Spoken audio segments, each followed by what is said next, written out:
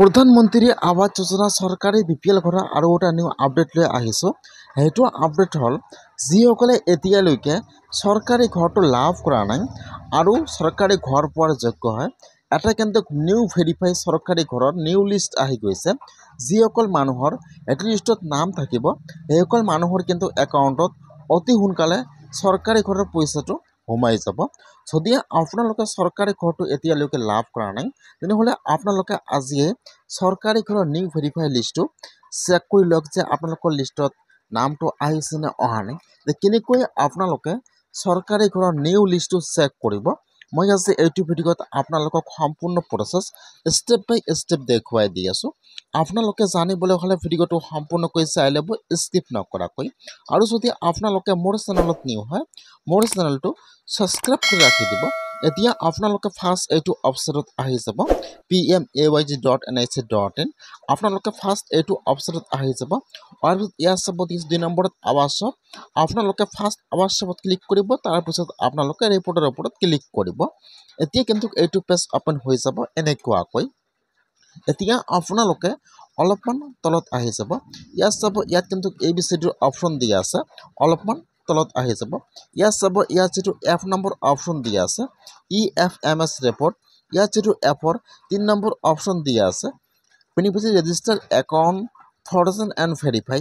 এতিয়া আপোনালোকে Fৰ 3 নম্বৰ অপশ্যনৰ ওপৰত ক্লিক কৰিব।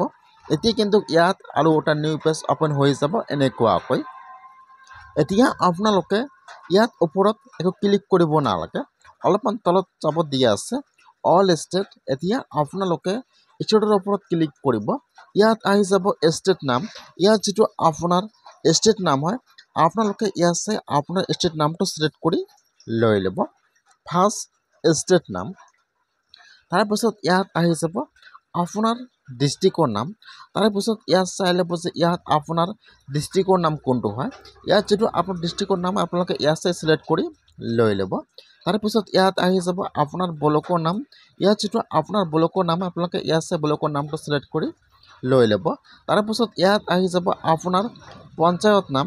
ইয়াত যিটো আপোনাৰ পঞ্চায়ত নাম হয় আপোনালোকে ইয়াত চাই আপোনাৰ পঞ্চায়ত নামটো ছিলেক্ট কৰি লৈ ল'ব। তাৰপিছত ইয়াত আহি যাব কেপচা। এতিয়া আপোনাৰ তাত যিটো কেপচা আহি যাব মাইনাছ+ কৰি কেপচা যি হয় ইয়াত কেপচাটো ফাৰ্ষ্ট বহাই দিব। কেপচাটো বহাই তলত চাব দিয়া আছে আপডেট। তাৰপিছত আপোনালোকে আপডেটৰ ওপৰত ক্লিক কৰিব। যেতিয়া আপোনালোকে কেপচাটো বহাই দি আপডেটৰ ওপৰত ক্লিক কৰিব, তাৰপিছত কিন্তু ইয়াত আপোনাৰ পঞ্চায়তৰ ভেৰিফাই লিষ্টটো ইয়াত অপেন হৈ যাব এনেকুৱাকৈ। ফাৰ্ষ্ট আহি যাব ইয়াত আপোনাৰ ঘৰৰ ৰেজিষ্ট্ৰেশ্যন নম্বৰ, 2 নম্বৰত আহি যাব আপোনাৰ ফুল নাম। তাৰপিছত যিটো আপোনালোকে বেংকৰ একাউণ্ট জমা দিছিল ইয়াত আপোনাৰ বেংকৰ নামটো ইয়াত আহি যাব এনেকুৱাকৈ। তাৰপিছত এইফালে চাব দিয়া আছে ভেৰিফাই, ফাৰ্ষ্ট আপোনাৰ ঘৰৰ ৰেজিষ্ট্ৰেশ্যন নম্বৰ, 2 নম্বৰত আপোনাৰ ফুল নাম, 3 নম্বৰত আপোনাৰ বেংকৰ নাম আৰু এইফালে চাব দিয়া আছে ভেৰিফাই। যদি আপোনালোকৰ এইটো লিষ্টত নাম থাকে আৰু ইয়াত আপোনাৰ একাউণ্ট নম্বৰটো থাকে আৰু এইফালত আপোনাৰ দেখুৱাই যে আপোনাৰ ভেৰিফাই হৈ আছে, তেনেহ'লে কিন্তু আপোনাৰ একাউণ্টত অতি সোনকালে চৰকাৰী ঘৰৰ পইচাটো সোমাই যাব।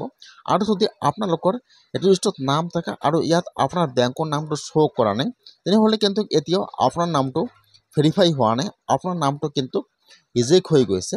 যিসকল লিষ্টত নাম আছে আৰু ইয়াত বেংকৰ নামটো শ্ব' কৰা নাই সেইসকলে কিন্তু পঞ্চায়তত যাই আৰু এটা নিউ একাউণ্ট জমা দিব লাগিব, নহ'লে কিন্তু চৰকাৰী ঘৰৰ পইচাটো আপোনালোকে লাভ নকৰিব।